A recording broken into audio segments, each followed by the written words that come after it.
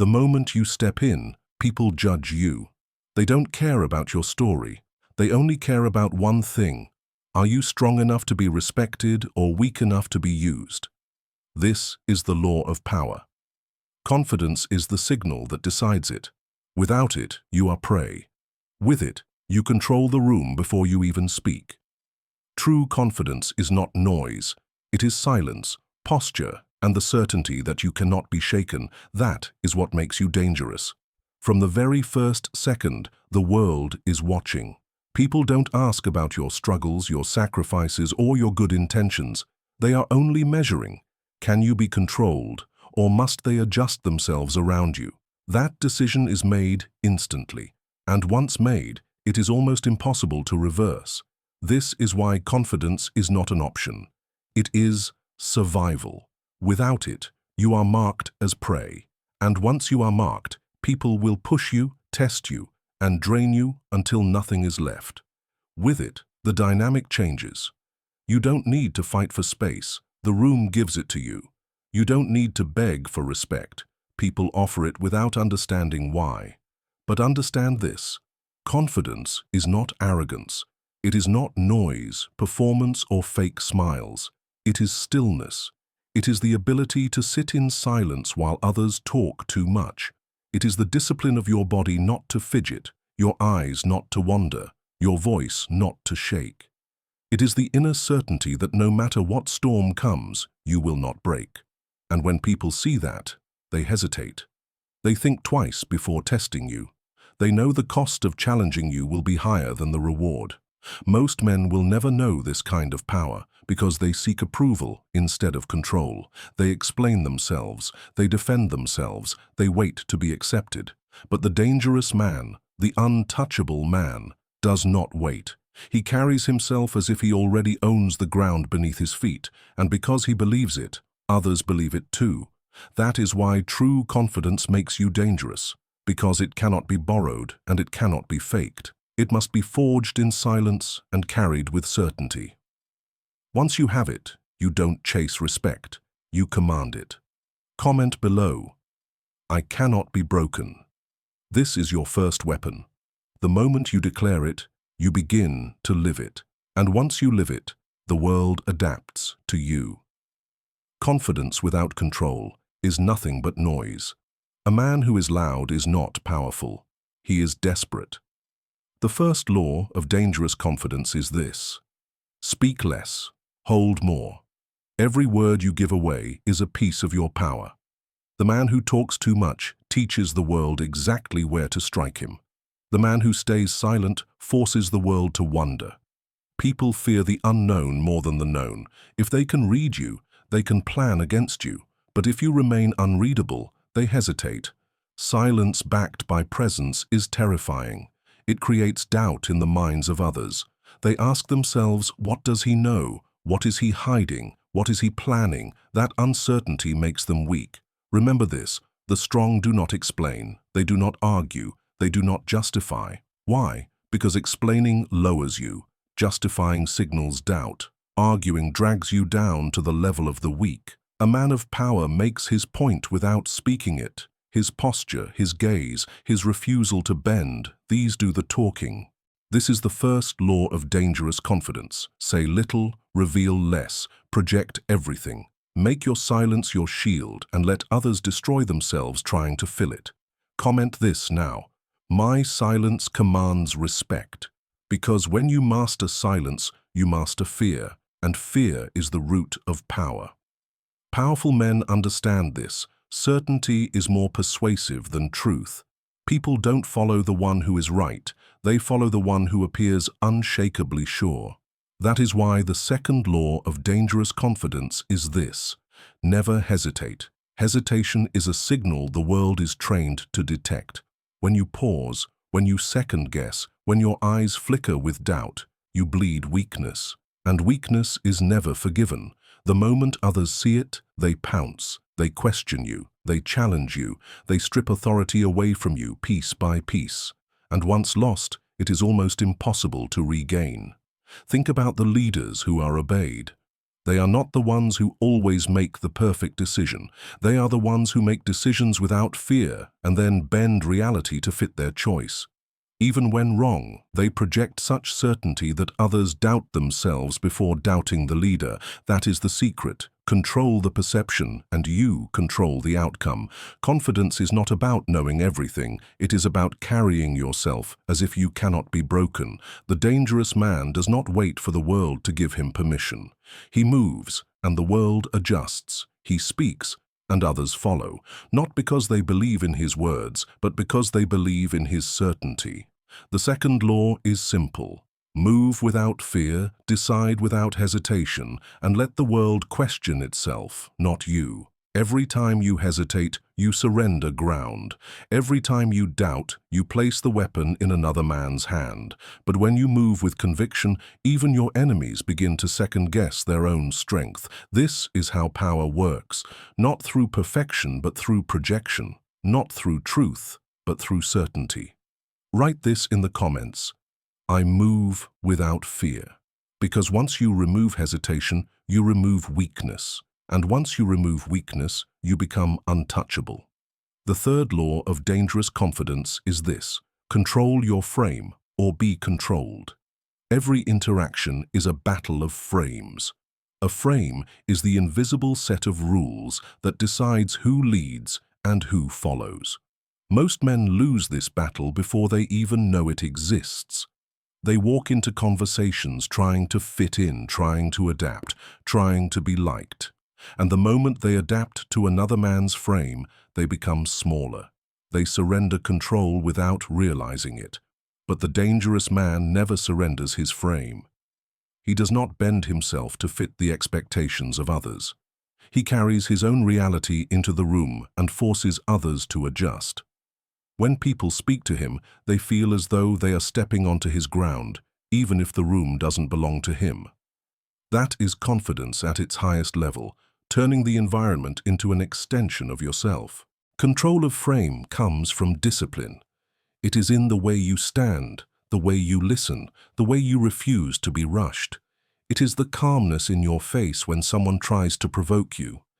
It is the refusal to explain yourself when challenged. Weak men scramble to defend their honor with words.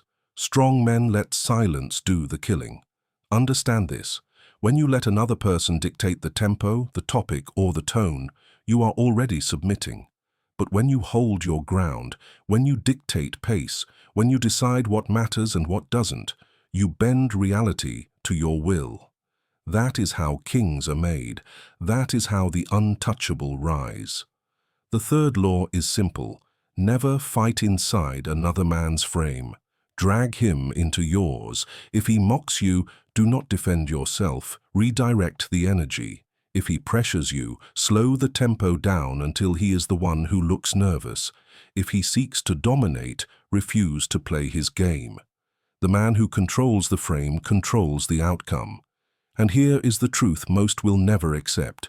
Reality itself is flexible. It bends around the man who refuses to bend. Comment this now. The frame bends to me. Write it. Because the moment you understand frame control, you stop living in other people's worlds and force them to live in yours.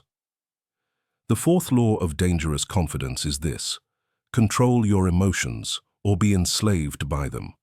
Nothing exposes weakness faster than a man who reacts. Anger, frustration, insecurity, the need to prove himself, all of these are chains, and the man who cannot master them will always be ruled by someone colder. The dangerous man is not emotionless, but he is untouchable because his emotions never leak. He does not rise when provoked. He does not crumble when ignored. He does not chase validation when others withhold it. He understands a brutal truth. The one who controls his emotions controls the battlefield. Look at those who lose power. They are the men who overreact, who explain too much, who try too hard to be understood. They mistake volume for strength. But the louder they shout, the more they reveal their lack of control. Weak men fight with emotions. Strong men let their silence strangle their enemies. When you remain calm under pressure, you create fear. Because most people are slaves to their impulses. When they see someone who cannot be rattled, they see someone they cannot control. Your calmness becomes intimidation. Your restraint becomes dominance. This is why Stoicism is deadly. The ability to feel everything but show nothing turns you into a fortress. People can throw stones, scream insults, or try to break your resolve, but nothing pierces you. And when nothing pierces you, you stand as something greater than human in their eyes. You become untouchable. The fourth law is this: never let them see your weakness. Your emotions are your enemy's weapons. The moment they can make you react, they own you. But if you master your emotions, you master yourself. And if you master yourself, no one can master you. Remember, storms do not destroy mountains. They pass, they rage, they scream, but the mountain does not move. Be the mountain. Comment this now: I am the mountain. Because the man who controls his emotions cannot be broken, and the one who cannot be broken rules. The fifth law of dangerous confidence is this: command space, physically, mentally, and socially. Most men shrink themselves. They sit small, speak small, think small. They try to disappear, hoping not to be judged, hoping not to offend. But shrinking is the clearest signal of weakness. And weakness invites domination. The dangerous man does the opposite. He takes space, not by noise, not by arrogance, but by presence. When he walks into a room, he does not rush. He does not scan nervously. He moves slowly, deliberately, as if he has nothing to prove and all the time in the world. His body is grounded. His eyes are steady. His stillness is weight. This is how he commands the room without asking. Space is not only physical, it is psychological. Most people collapse under the presence of someone more certain than them. If you hold eye contact longer, if you stand firmer, if you speak slower, you stretch your presence into their mind. You dominate the tempo, and they unconsciously yield. Power is not always loud.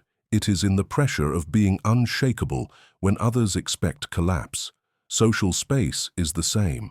Weak men rush to fill silence, to crack jokes, to chase attention. But the man who does not need attention controls it. He lets silence breathe until others become uncomfortable, until they start talking too much, until they reveal what they should have hidden. That is dominance, not chasing attention, but making others give it to you. Commanding space means this: wherever you are, you belong. You are not grateful for the seat, you own the ground beneath it. You are not nervous about who is watching, you expect to be watched. You do not try to be welcomed, you carry yourself as if the room has no choice but to adjust. The fifth law is simple: never shrink, expand. Every inch you collapse, someone else takes. Every silence you break nervously, someone else uses against you. But when you stand firm, calm, unhurried, you crush the invisible tests that decide who leads and who follows. Comment this now: the room bends to me, because once you command space, you no longer ask for respect. You become the center gravity cannot ignore. The sixth law of dangerous confidence is this: make others reveal themselves while you reveal nothing. Power is not gained by showing your entire hand. Power is gained by forcing others to show theirs. Most men destroy their own advantage by oversharing. They explain, they justify, they pour out their thoughts as if the world is entitled to them. In doing so, they hand away their weapons. The dangerous man does not operate like this. He knows that information is control. The less others know about you, the more they must guess. And the more they guess, the more mistakes they make. Mystery itself is leverage. When they don't know what drives you, what breaks you, or what you're planning, they walk cautiously, never sure of where they stand. That hesitation is your advantage. This law is psychological warfare. When you stay unreadable, people grow restless. Silence makes them uncomfortable. Your lack of reaction makes them speak more. And the more they speak, the more they expose themselves. their fears, their doubts, their insecurities. You learn everything, while they learn nothing. That imbalance is power. Understand this. Control is not about speaking the loudest. It is about seeing the most while showing the least. A predator watches his prey before he strikes. He collects every weakness, every pattern, every blind spot. Then, when the time comes, the strike is clean and final. This is why the sixth law matters. You don't win by being known. You win by being unreadable. A man who can be fully understood can be fully controlled, but a man who cannot be read becomes untouchable, because the unknown is always feared. The dangerous man knows what you hide is more powerful than what you show. Comment this now. I reveal nothing. Because once you master the art of being unreadable, you no longer play the game. You force others to play against shadows. The seventh law of dangerous confidence is this: make discipline your armor. Most men collapse not because the world is too strong, but because they are too weak to master themselves. They chase comfort, they avoid hardship, they surrender to impulses. Every time they do, they weaken their own frame. Discipline is what separates the untouchable from the ordinary. The dangerous man lives by control. His body obeys him. His habits obey him. His mind obeys him. He does not eat like a slave to desire, sleep like a slave to laziness, or speak like a slave to attention. He denies himself softness because softness is the path to being broken. Every small act of discipline builds an invisible armor, and that armor radiates as confidence. Others sense it. They can see in your walk, in your eyes, in your silence, that you are a man who rules himself. And the man who rules himself can rule others. Discipline is proof that you will not bend, not even to your own weaknesses. That makes you dangerous, because if you cannot be conquered by yourself, who else can conquer you? The seventh law is this: if you want the respect of others, first command yourself. Without discipline, confidence is hollow. With discipline, it is indestructible. Comment this now: my discipline is my armor. Because the man who wears discipline cannot be defeated. The eighth law of dangerous confidence is this: make scarcity your weapon. What is common is ignored. What is rare is desired. Weak men give themselves away too easily. They are always available, always speaking, always present. Their value shrinks because their presence costs nothing. The dangerous man understands that power grows in scarcity. You do not need to be everywhere, with everyone, at all times. You do not need to chase attention. When your time, your words, your presence are rare, they become valuable. People lean in when you finally speak. They respect the weight of your silence because it isn't broken cheaply. They anticipate your arrival because you don't hand yourself out like the desperate. Scarcity creates pressure. It forces people to adjust around you. It builds mystery and respect without you lifting a finger. When you give less of yourself, the world gives you more. This is the paradox of power. Those who offer themselves freely are forgotten, while those who withhold become unforgettable. The eighth law is this: don't be common, be scarce, be deliberate, be expensive. Your confidence multiplies when people know your presence is not easy to earn. Comment this now: my presence is power. Because when you master scarcity, you no longer chase value. You become the source of it. The ninth law of dangerous confidence is this: turn pain into power. Most men break the moment the world denies them, a rejection, and they question their worth, a loss, and they fold. This weakness poisons their frame and marks them as prey. But the dangerous man is different. He knows pain is inevitable, but suffering is a choice. He does not collapse, he converts. Every insult sharpens him, every defeat hardens him, every setback becomes another stone in the fortress of his confidence. Understand this: the world will test you, humiliate you, deny you. That is its nature. The weak cry under this weight, the strong rise because of it. Confidence that cannot survive loss is a fraud, but confidence that feeds on pain becomes indestructible. The man who cannot be broken by rejection cannot be controlled by anyone. The ninth law is simple. Bleed in silence, rise in power.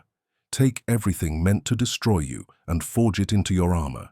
When the world sees that no wound can stop you, it learns to fear you.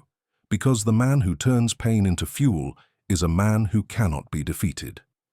Comment this now. Pain makes me unstoppable. Etch it into your mind, carry it into every battle, and if you're ready to walk deeper into these laws, ready to master power the weak will never touch, then don't just watch and vanish. Subscribe to Laws of Power, turn on the notifications, and like this video, because here you don't just learn, you transform.